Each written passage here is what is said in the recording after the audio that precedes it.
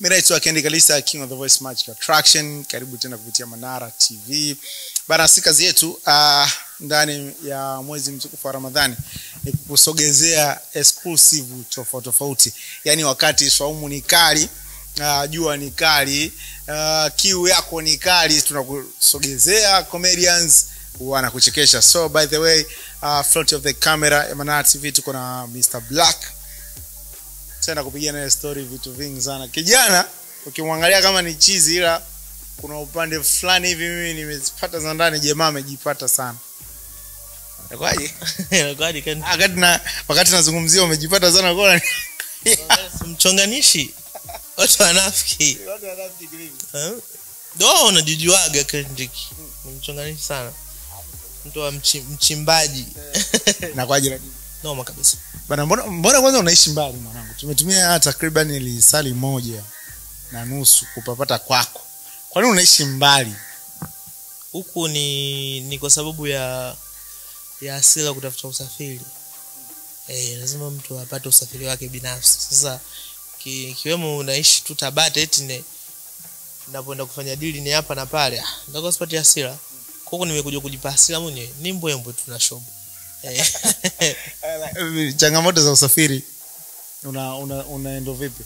Kwa sababu umekuja kujipa hasira kupata gari, lakini naona kama cost ya usafiri ukiwa unaenda kufanya kazi zako zingine mjini kama inakuwa kubwa hivi. Ni kubwa sana kwa sababu unaweza nauli, sababu sio watu ku request nauli inaweza kucost kwa siku hata 60, 70 au laki kabisa. Yaani kwa siku tu katoka tu, kwa mfano ukaenda kupiga deal kwa cost tu laki. Kwa hiyo huwezi kupata matangazo ya 200 tena. Lazima upate matangazo ya bei kubwa sana. Mtu unamuelekeza kabisa, bwana sikiliza, mimi huko ninapotoka huko seki mafuta na request, na ninapokuja kwako na wewe unasoma shilingi 28.30 na unakwenda na kurudi 60.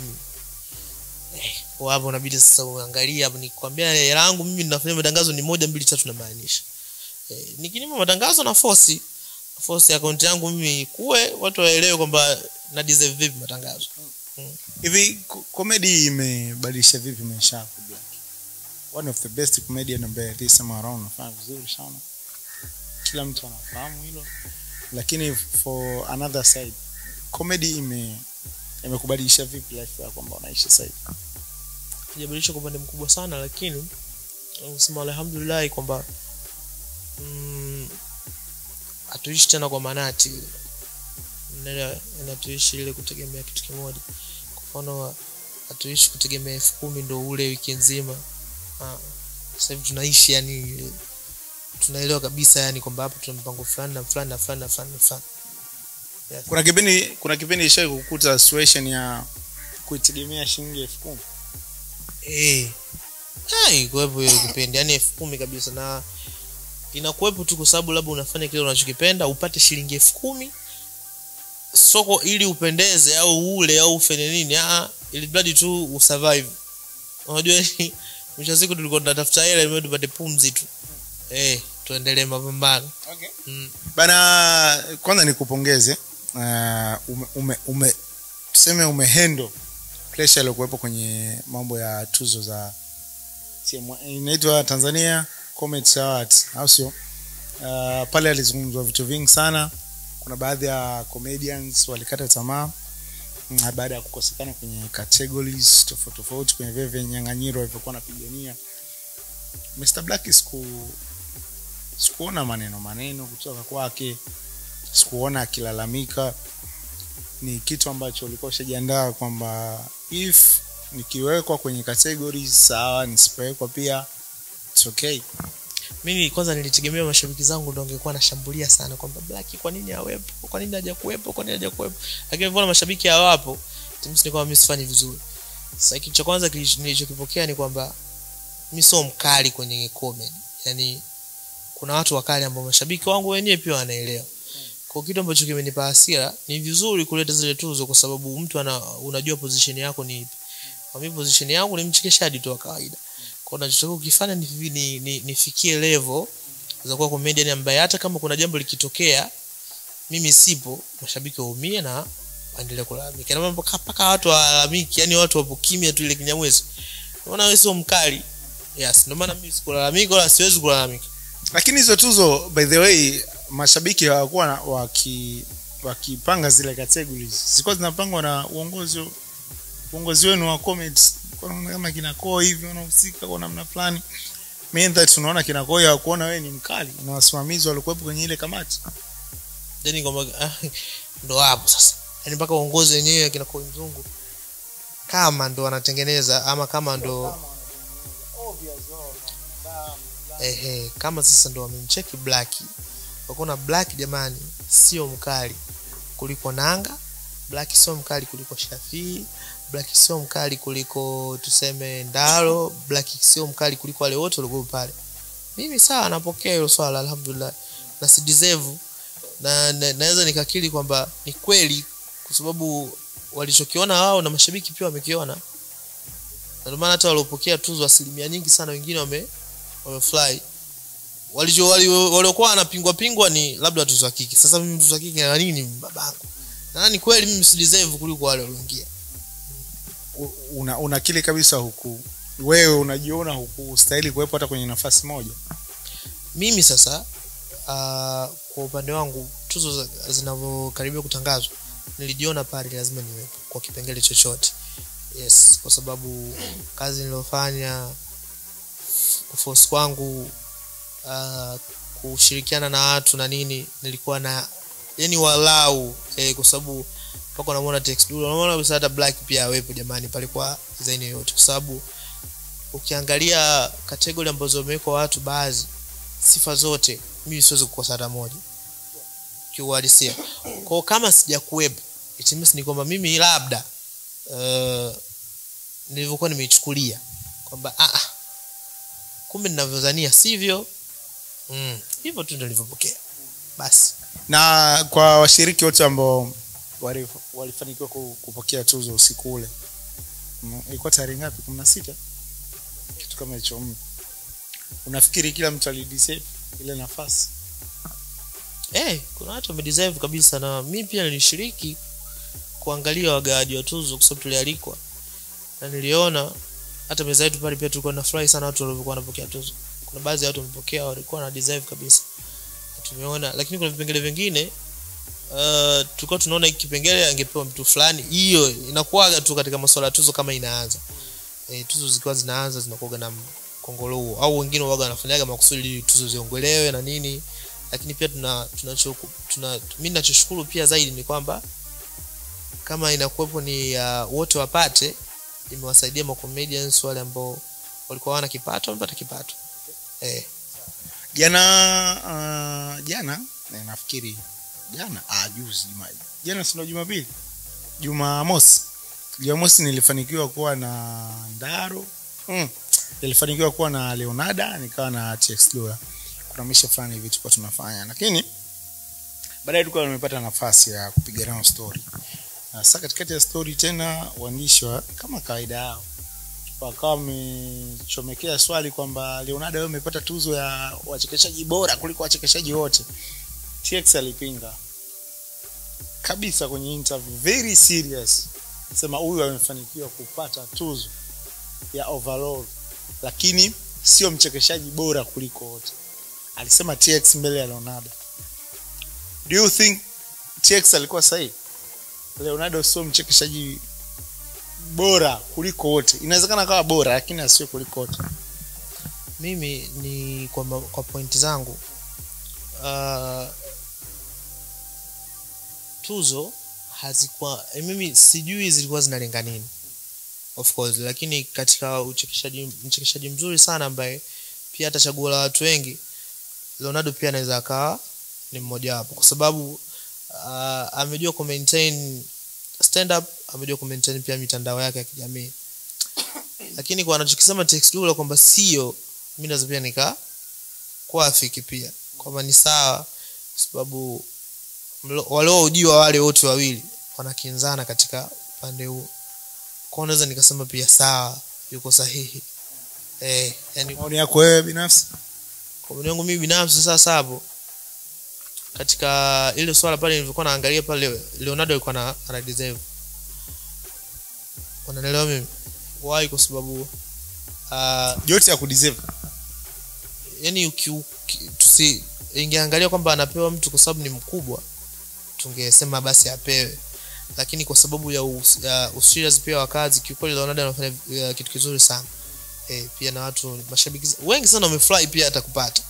Ni ana deserve vitu vingi sana kwa sababu amemaintain kitu kikubwa sana. Ku-maintain stage na content ni vitu yani ni vitu vigumu sana lakini Leonardo ameviweza vitu. Kwa hiyo mimi nasema kwamba anastahili kwa 100%. Kama tuzo zimetoka na wameangalia comedy za mwaka 2024, anastahili Leonardo. Tukiachana na comedy, kitu ambacho kinakuingizia kipato.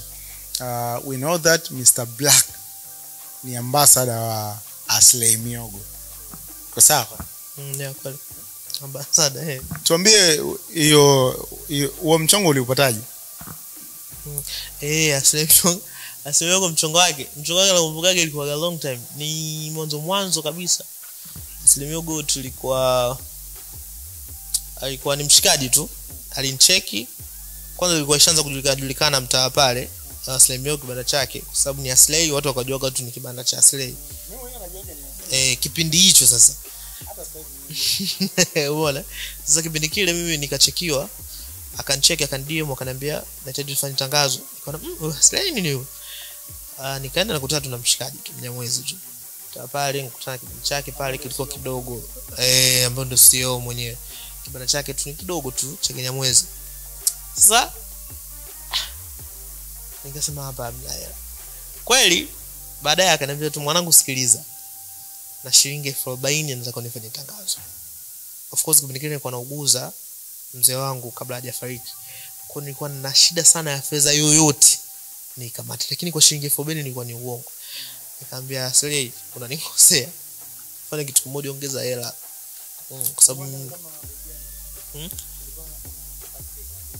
ile ya mzee yani walau kwa sababu tangazo lake ndo, kwa sababu biashara yake ndo ilikuwa inaanza. Mimi kwa pale nilikuwa naiona biashara ya samaki na mihogo, mimi nataka hata afike 150,000 mimi nimfanye tangazo kwa kipindi kile. Kwa hiyo nikamwambia bwana, ikafika bwana bei bwana. Akaniambia hapana ndugu yangu, mimi na shilingi 40 kila nitakupa samaki hapa, nitakupa mihogo na kazi yangu itakuwa iendelevu. Mimi nishafika bwana ile tukio. Nikimkatalia huyu atani mind. Nikamwambia sikiliza, nikafumba macho, nikamwambia nipe kazi. Basi ananipa shilingi 40, nakumbuka siku ile. Ukweli kabisa. Kanipa na samaki, kala pale, nikampigia tangazo lake moja kali. Nikaondoka. Sofa tangazo lilikuwa zuri, watu walilipenda, samaki walimpenda. DM zikawa nyingi kwangu, nikahamishia kwa Aslay. Aslay pia akawa na DMiwa na nini. Akaambia sasa bro Black nini na nini kesho tena. Hapo baada haijapata. Mimi nikamwambia bwana, mimi nipo Bagamoyo. Hela yako hiyo mimi siwezi kunitoka Bagamoyo kuja huko. Mimi nipo Bagamoyo sasa hivi. Siku ile nilikuwa Dar. Akaniambia basi sawa, ukifika tu Dar niambie. Of course ndo kipindi kile mzee anafariki na nini. Asante. Akanipa tena deal. Nikawa Dar, akanipa tena deal. Akaniambia basi mimi na 15,000. Kawa napanda sasa. Mimi na 15,000 hapa ncho Black ni shida matangazo mawili, lakini moja langu, moja lako. Unaelewa vizuri? Akaniambia sawa. Nikawa tu namtrust kwa sababu hata ukikaa naye alikuwa ana ile mipango kwamba mwanangu Black mimi nataka sasa hivi kuna siku nataka wa comedians wote waje kufanya promo hapa, kwa sababu ni watafuta watu wengi sana Black. Watafuta watu wengi sana wamenidharau, wananitukana wengine wanakataa kabisa, lakini wewe hujadharau. Mimi nikiambiwa vile leo inaniuma na nakumbuka kuna wanangu wamepinga, afu mimi naonekana sango na sema baridi sawa fresh. Mimi nikamwambia kwa sasa hivi anza na mimi mwenye moyo huo, kwa sababu sio kwamba wale wanafanya hivyo kwa sababu ya ubaya, ila kwa sababu pia nao pia wametoka mbali na wanasimamia brand zao, wanajitafuta. Kwa hiyo wanachokutajia pia hata hicho ni kidogo sana, utanielewa tu mbeleni. So tukaforce kweli. Nakumbuka simu yangu ya kwanza nikamwambia wewe muite mtu fulani, akawepo pale kweli, akaenda akamfanyia comedians wa kwanza. Think tuliombana naye kwa Shafii, kwa comedian wa kwanza Shafii ndo mwanangu ambaye kidogo naweza nikaongea naye, kwa sababu pia na mimi anaongeaga na mimi sana, na pia ni ndugu yangu pia huko Bongo. nilivyokuja Gadapi yeye ndo akawa tunawasiliana sana. Kwa nikamchagua Gaye Shafi akagoma mara kwanza. Akagoma nikamwambia nakuelewa sana mwanangu, lakini jaribu kumkubalia kwa sababu ni mchizi. Ni mshikaji, yani ni familia, yani anaanza. Akakubali. Umeelewa? Akakubaliana naye kweli, na kiukweli kabisa Shafi ndo alianza kupokea hela kubwa kuliko kabla yangu mimi. Mimi nilikubaliana naye. Sasa nikamwambia wewe mpe, yani wewe chukua, wewe mpe tu, mimi nitajua cha kufanya. Sasa mimi nakuaga ni kila siku. Basi tukaendelea, kaja msanii mwingine, wakaja wasanii wengine, baadaye nikamwambia sasa Slay, sasa ulipofikia uzungumzii sana, lakini kuna baadhi ya vitu vinajitokeza wewe mwenyewe unaelewa. Kwa sasa hivi sio baili kwa upande fulani, achia, yani pata tu hasara kwa sasa hivi. Uzuri pia hata Slay pia nimuelewa na nimshikili pia, ni mwenye akili sana kweli. Kaka leo ndo namuona mpaka sasa hivi so baili, ni mtu ambaye anatoa hela, yani ukimtajia bei fulani ni atakupunguza, kwa sababu labda ndo wafanya biashara wengi walivyo, ndo maisha yetu ya Kitanzania, lakini hatoki katika point sasa hivi. Sasa hivi mpaka anamuita kina Mwijaku, unamuita Doto Magari, unamuita nani, maana amefikia kiwango kizuri sana. Sasa hivi tayari wewe umeshakuwa balozi wa kudumu, so yule tena balozi wa muda mrefu kama ulivyokuwa. Of course mimi nimekuwa balozi kwa sababu ninachompendea Slay. Mimi nikiwa hapo, hata kama nimepungukiwa na sina endorsement yoyote, mimi nakuwa na mfusi yeye kufanya. Kwa hiyo namwambia tu oya, niandalie langu, naenda ofisini sasa hivi. Mimi nakuwa ninamuamrisha kwa muda wote, awe na hela asiwe na hela, mimi aniandalie tu pesa yangu ndio nikafanya. Kama kumbukumbu zangu ziko vizuri, nakumbuka mwaka jana si mwaka huu mwanzoni, Aslay Mihogo ya Coco Beach iliwaka moto. Nini ilikuwa shida? Nisi mwaka huu sikuambiwa sana tatizo ni nini, lakini nahisi ni huduma tu za wafanya biashara, lakini sikuambiwa kwa undani. Ila asili nahisi anajua ni mwenye Aslay na akakaa nayo tu. Of course tulipata hasara kubwa sana, na hasara ile akaona sio sawa kuwa na kibanda, tunatakiwa tuwe na hall, tuwe na kitu kikubwa, yani unaona. Kwa akasema kwa pale Coco Beach kuna upinzani mwingi sana, umeona. Kuna wafanya biashara wengi wapo kama yeye, lakini yeye anakuwa ni the best kwa sababu pia anafanya promotions, watu wanamfahamu sana. Kwa akaamua afungue matawi mikoa mingine. Wewe sasa kama balozi, for the first time labda unapata ile taarifa kwamba Aslay Mihogo inawaka moto, kwa sababu it was a trending kwenye mitandao ya kijamii, hususan Instagram, watu walishare sana.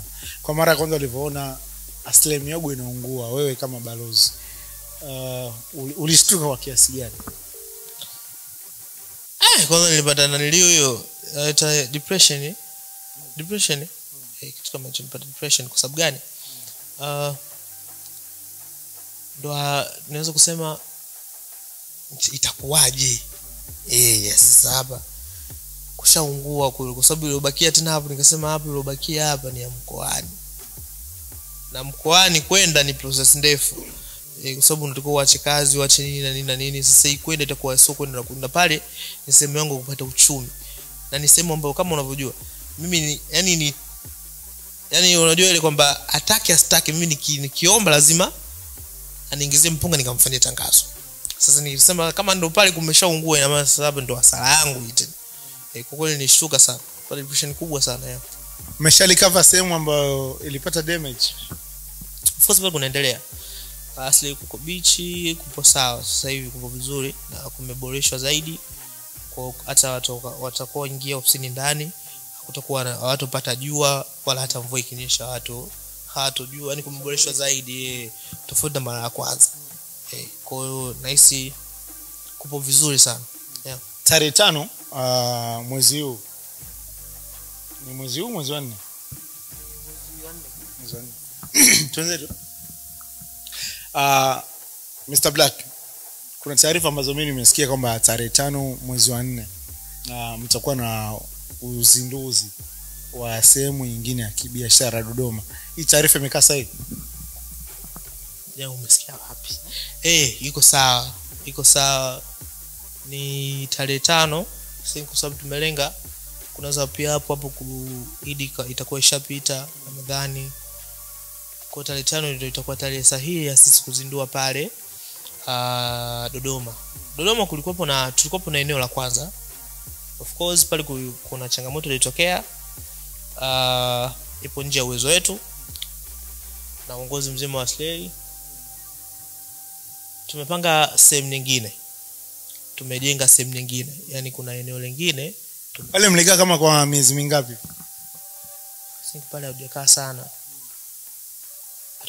lakini ni mwaka jana ndio imezinduliwa ile Dodoma. Na hisi Dodoma imezinduliwa kabla ya Mwanza. Kwa nisa hajakaa muda mrefu sana, na pia kulikuwa na changamoto nyingi sana kama miogo pia tulikuwa tujapata mizuri na nini. Lakini kwa sasa hivi tukaamua tukakaa na Aslay baada kuzindua pale Mwanza kumefanya vizuri sana, tukasema basi na Dodoma tutafute place nyingine ambayo itakuwa kubwa zaidi, watu wasilalamike tena. Kwa hiyo kuna baadhi ambayo tunatoaga miogo, kuna mashamba mengi sana. Kuna mashamba baadhi ambayo kuna sehemu yenye eka nyingi, yeye anajua sehemu yenyewe, kwa atakuwa anachukulia miogo huko ambayo ni mizuri tofauti na mara kwanza alikuwa anachukua kule nzuri, atakuwa anasafirisha anapeleka pale. Lakini pia samaki upatikanaji wake pale Dodoma sehemu ya kwanza ilikuwa ni ngumu kwa sababu ni mbali. Kwa hiyo sasa hivi tumehamishia huku, kutakuwa karibu kwa sababu samaki zitakuwa zinatoka Mwanza na ndege zitakuwa zinafika Dar zeni zitakuja Dodoma kwa haraka zaidi yani. Zitakuwa zinafika kwa haraka zaidi. Hii sio taarifa ya uongo, ni serious kwa sababu changamoto ya kwanza tulioipata ni hiyo miogo. Lakini pia hata samaki walikuwa ni wachache kwa sababu tulikuwa tunachelewa.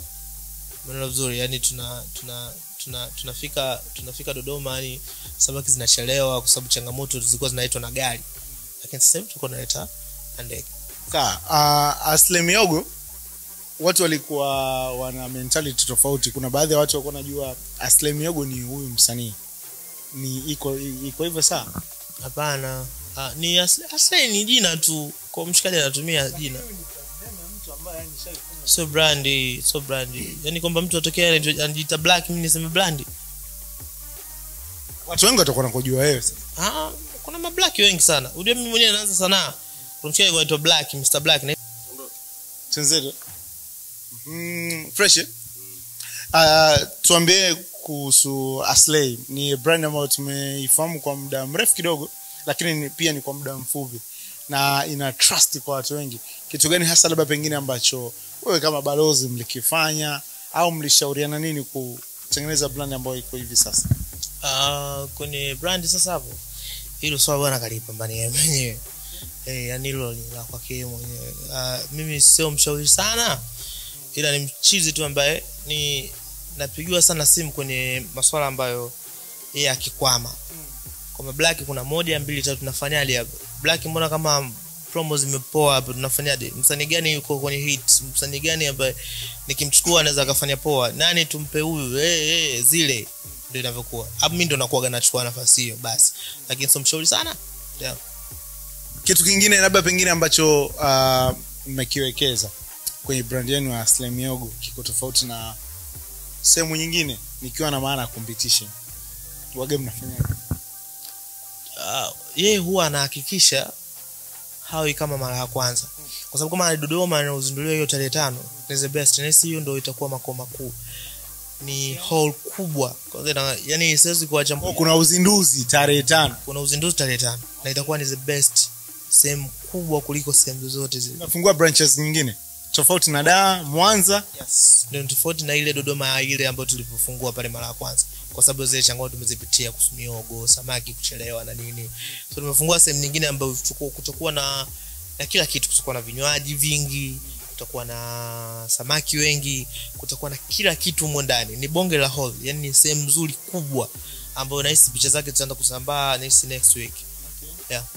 Kitu gani labda pengine cha tofauti mmekitengeneza kwa Dodoma kwenye Aslay Mihogo, na nadhani kitakuwa ni special kuliko sehemu nyingine zote ambazo mmewekeza brand yake?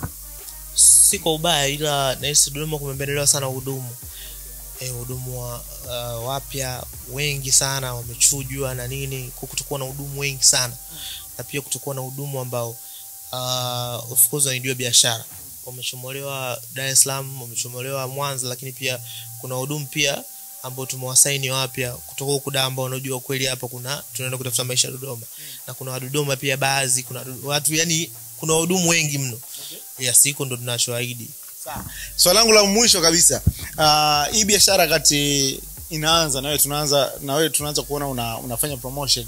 Of course ukisikia tu Aslay Mihogo na ni kibiashara fulani hivi cha kawaida. Mihogo, samaki, obviously ni vitu ambavyo watu wako navyo majumbani kwao. Muda mwingi wanavitumia hivyo vitu. Sasa hivi hiyo biashara inaonekana ni kubwa na inawaingizia pesa kiasi kwamba ambacho mnaweza mkatengeneza branches nchi nzima. So far so good. Tumpongeze sana Aslay Mihogo. Yaani tusiende mbali. Why si Mihogo nini? Tumpongeze tu kwa sababu alichokifanya ni kwamba kuaminisha watu kwa hii ndo brand ambayo yani kila kitu unachokianzisha ukiamua kukiamulia kinaweza kuwa brand mjini. Chochote kile. Kwa tumpongeze tu, tumpe maua yake. Sijui inakuaje, lakini kiukweli ni biashara ambayo imempa faida kubwa, kwa sababu hata biashara wanazofanya ni orders nyingi, watu wanaokuwepo pale kwa ajili ya kula. Nimeona uzinduzi Mwanza, watu wana trust ile biashara kuliko kitu chochote. Yaani unawatajia bei yoyote wanakuja na wanafika watu wengi zaidi na zaidi. Yes. Hivi kwa promotion ambazo mnazifanya, mnatumia nguvu kubwa? Mnatumia watu maarufu sana? Kuna baadhi ya mtu yuko zake Tandale, yuko zake Buza, akikaa na anaogopa kwamba nikienda pale nikimgusa yule samaki naweza nikala nikaambiwa 1000. So far bei zenu zimekaaje kwa yule samaki? Bana tunaona game samaki mkubwa. Samaki mkubwa ni 20,000. Kwa ukubwa ule. Kwa samaki 20,000 ni bei ya mwisho kabisa, na hii 25,000 30. Nakwambia kabisa.